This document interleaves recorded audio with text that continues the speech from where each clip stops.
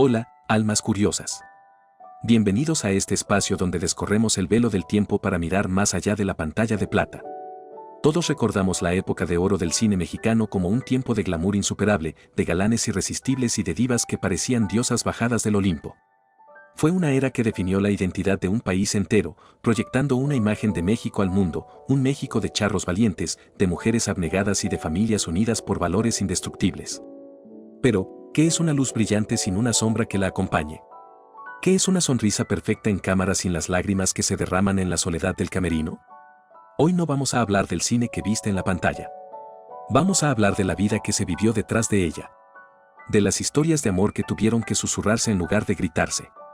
De la valentía monumental de hombres y mujeres que, bajo los reflectores que los hicieron inmortales, tuvieron que esconder la parte más fundamental de su ser, a quien amaban. Esta no es una historia de chismes. No estamos aquí para manchar leyendas. Al contrario, estamos aquí para hacer justicia histórica. Para entender que nuestros más grandes ídolos no eran figuras de cartón, sino seres humanos de carne y hueso que lucharon, amaron y sufrieron bajo una presión que hoy apenas podemos imaginar. Esta es la historia no contada de la comunidad LGBT en la era dorada de nuestro cine. Abróchate el cinturón, porque el viaje que estamos a punto de emprender es fascinante, es doloroso y es, sobre todo, profundamente humano.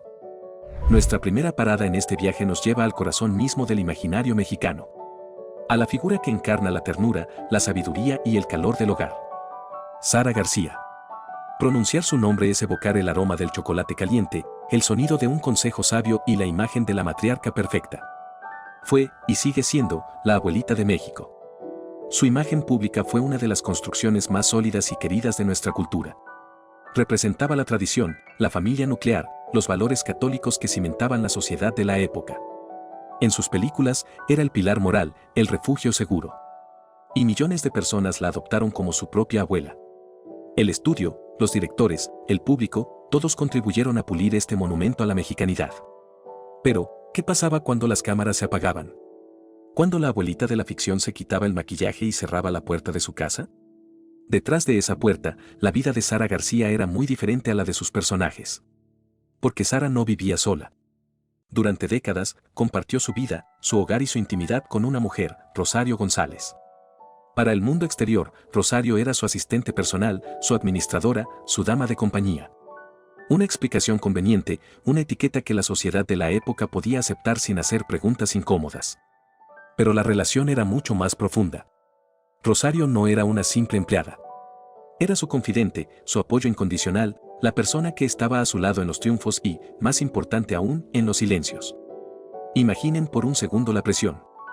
Sara García, cuyo sustento y fama dependían enteramente de su imagen como símbolo de la familia tradicional, vivía una historia de amor que, de haberse hecho pública, habría destruido su carrera en un instante. Cada entrevista, cada aparición pública, era una actuación. Una actuación no para ganar un Ariel, sino para sobrevivir, para proteger su vida privada y a la persona que amaba. La evidencia más contundente, la prueba irrefutable de la profundidad de esta relación, no llegó en una entrevista ni en una biografía escandalosa. Llegó en el silencio de un documento legal, en el acto final de una vida. Llegó con la lectura de su testamento. Cuando Sara García falleció en el año 1980, a los 85 años de edad, México entero se vistió de luto. La abuela se había ido. Y entonces, se reveló su última voluntad. ¿A quién le dejó su fortuna, sus propiedades, el legado material de toda una vida de trabajo incansable? No a un sobrino lejano, no a una institución de caridad, no a un familiar que buscara reclamar el apellido.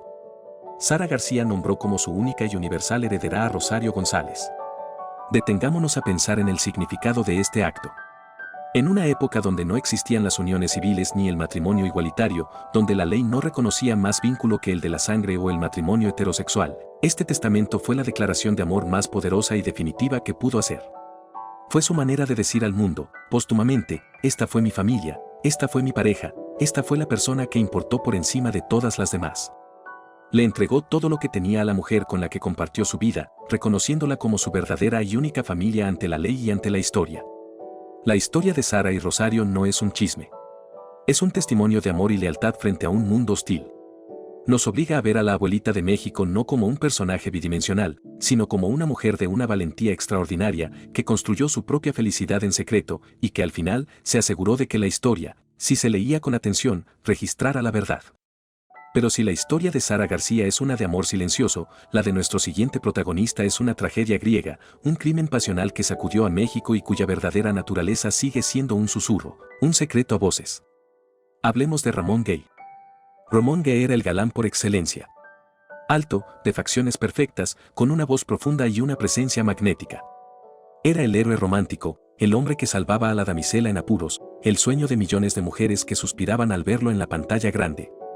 Trabajó con todas las grandes, María Félix, Lilia Prado, Elsa Aguirre. Su carrera estaba en pleno ascenso. A mediados de la década de los 50, era una de las estrellas más brillantes del firmamento. Y entonces, todo terminó. La noche del 28 de mayo de 1960, la noticia cayó como una bomba: Ramón Gay había sido asesinado. La versión oficial se estableció rápidamente. El actor salía de la casa de la actriz Evangelina Elizondo, con quien se rumoreaba tenía un romance. El exesposo de ella, el ingeniero petrolero José Luis Paganoni, en un arranque de celos, lo esperó afuera y le disparó a quemarropa. Un crimen pasional. Caso cerrado. La prensa y el público aceptaron la historia. Era una trama digna de una de sus películas, un triángulo amoroso, celos, un marido despechado. Pero la versión oficial, como suele suceder en las historias demasiado perfectas, tenía grietas. Y debajo de esas grietas comenzó a filtrarse otra historia, una mucho más compleja y peligrosa para la época. Un rumor persistente que se negaba a morir. El rumor de que el asesinato de Ramón Gay, en efecto, fue un crimen pasional, pero que el móvil no eran los celos por Evangelina Elizondo. Fuentes cercanas al círculo íntimo del actor, testimonios que durante décadas solo se compartieron en voz baja, sugieren que Ramón Gay mantenía una relación sentimental secreta con otro hombre. Y que su asesino no habría sido simplemente el exesposo de una compañera de trabajo, sino alguien conectado a ese mundo clandestino. ¿Se imaginan el escándalo? En el México de 1960, admitir que uno de los galanes más cotizados del cine era homosexual y había sido asesinado en un contexto relacionado con una pareja masculina, habría sido una explosión nuclear para la industria. Habría destruido la imagen del macho que el cine se esforzaba tanto en vender. Los estudios, los publicistas, quizás hasta las autoridades, tenían todos los incentivos del mundo para promover la versión más simple, la más aceptable. Incluso algunos historiadores y cronistas del cine han señalado con el dedo a una figura específica, un nombre que se susurra con cautela en conexión con Ramón Gay, el del también actor Arturo de Córdoba. Otro de los grandes titanes de la pantalla. No existen pruebas concluyentes, solo el eco de un rumor que ha viajado en el tiempo. La idea de una relación entre dos de los galanes más grandes de la época es, hasta el día de hoy, material de leyenda. No podemos afirmar con certeza que ocurrió exactamente esa noche. Pero sí podemos afirmar que la narrativa oficial dejó muchas preguntas sin respuesta. La historia de Ramón Gay se convierte así en una advertencia sombría sobre los peligros mortales de vivir una doble vida en un mundo que no perdonaba la diferencia. Su trágico final no solo le robó al cine una estrella en ascenso, sino que también enterró bajo capas de silencio una verdad que quizás nunca conoceremos del todo. Una verdad que nos recuerda que detrás del glamour, a veces, solo hay oscuridad y peligro. Y si la historia de Ramón Gay es una tragedia, la de nuestro siguiente protagonista es una paradoja viviente, una de las contradicciones más fascinantes de la cultura popular mexicana. Prepárense para el galán definitivo. El zorro plateado. El maestro de la seducción. El hombre que convirtió el arroz en un grito de guerra para los conquistadores. Hablemos de Mauricio Garcés. ¿Qué personaje? Mauricio Garcés no era solo un actor, era un arquetipo. Creó una personalidad tan potente que devoró al hombre detrás de ella. En la pantalla, era el playboy consumado, el vividor, el hombre que trataba a las mujeres como objetos de deseo, con una mezcla de cinismo y encanto que resultaba, extrañamente, irresistible. Sus películas eran manuales de una masculinidad exagerada, casi una parodia del macho alfa. Modisto de señoras, El sinvergüenza, Don Juan 68. Los títulos lo dicen todo. Era el hombre que todas las mujeres deseaban y que todos los hombres querían ser. O al menos, eso es lo que nos vendió la pantalla. Ahora, hagamos un corte. Salgamos del set de filmación y entremos a la vida real de Mauricio Férez Yazbek, el hombre detrás de Garcés. Y aquí es donde la paradoja explota. El mayor seductor de México, el hombre que coleccionaba mujeres en la ficción, nunca se casó. No se le conocieron romances públicos duraderos. Vivió la mayor parte de su vida con la persona a la que, según sus propias palabras, más amó, su madre. Esta desconexión entre el personaje y la persona era tan radical que, por supuesto, alimentó toda clase de especulaciones. El rumor más extendido, el que circuló durante toda su carrera y se intensificó tras su muerte, era que Mauricio Garcés era homosexual. Pensemos en la ironía. Es casi una obra de arte conceptual.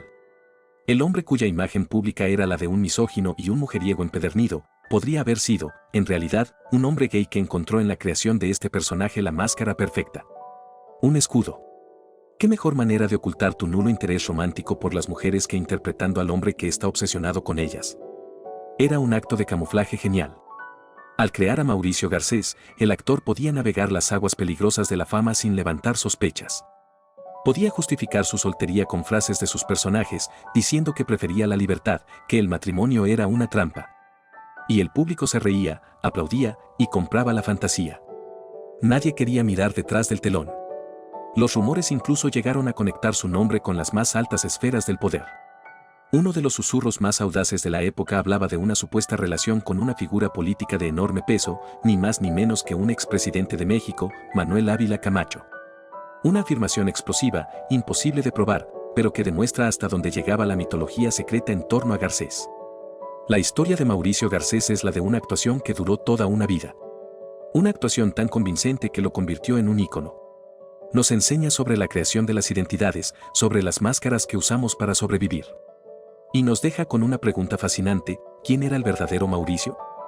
¿El seductor de la pantalla o el hombre devoto a su madre que quizás amó en silencio, lejos de las miradas que lo juzgaban? Tal vez nunca lo sepamos. Pero la contradicción misma es lo que lo hace eterno. Las redes de secretos en el cine de oro eran complejas y a menudo conectaban a las familias más poderosas y a las estrellas más inesperadas. Y nuestra siguiente historia involucra a dos Enriques y a la sombra imponente de la más grande diva de todas, María Félix. Por un lado, tenemos a Enrique Alonso, mejor conocido por generaciones de niños como Cachirulo. Un actor de teatro y televisión, famoso por su personaje de payaso culto que acercaba los cuentos clásicos a la infancia. Una figura aparentemente inofensiva y familiar. Pero Enrique Alonso era mucho más que Cachirulo. Era un productor influyente, un hombre de teatro respetado, con un poder considerable en el medio. Por otro lado, tenemos a Enrique Álvarez Félix. El único hijo de la doña, María Félix. Ser el hijo de una leyenda como María es una carga pesada. Enrique creció bajo la mirada pública, siempre comparado, siempre observado. Era un actor talentoso y sensible, pero su vida estuvo marcada por la relación compleja y a menudo tormentosa con su madre. Y en medio de estos dos hombres surgió el rumor de una relación amorosa. Un rumor que unía al respetado hombre de teatro con el heredero de la mayor dinastía del cine mexicano. La historia cuenta que la relación entre Alonso y Álvarez Félix era un secreto a voces en los círculos teatrales y cinematográficos de la Ciudad de México. Esta historia no solo habla de un amor prohibido, sino también de discriminación y del dolor que puede infligir una familia. Se dice que María Félix, a pesar de su imagen de mujer liberal y adelantada a su tiempo, nunca aceptó la orientación sexual de su hijo. La leyenda cuenta que la relación de la doña con Enrique estuvo llena de conflictos derivados de esta falta de aceptación, causándole a él un profundo sufrimiento. Imaginen la tragedia personal de Enrique Álvarez Félix. Por un lado, el peso de ser el hijo de María Félix. Por otro, la necesidad de ocultar su verdadera identidad en una sociedad represiva. Y para colmo, la supuesta desaprobación de la persona cuyo amor y aceptación probablemente más anhelaba, su propia madre. Enrique Álvarez Félix murió joven, a los 62 años, de un ataque al corazón. Y su historia, entrelazada con la de Enrique Alonso, nos deja una lección dolorosa sobre cómo la intolerancia, incluso dentro del hogar, puede dejar cicatrices imborrables. Es un recordatorio de que detrás de los apellidos famosos y las fortunas, hay seres humanos buscando amor y aceptación, y a menudo encontrando rechazo en los lugares donde más deberían hallar refugio. ¿Crees que revelar estas historias mancha su legado o, por el contrario, los hace todavía más grandes, más humanos y más dignos de nuestra admiración?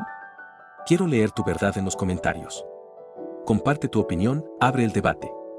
Porque solo hablando de nuestro pasado podemos entender de verdad nuestro presente.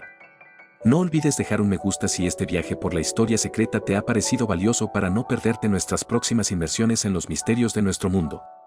Hasta la próxima, almas curiosas.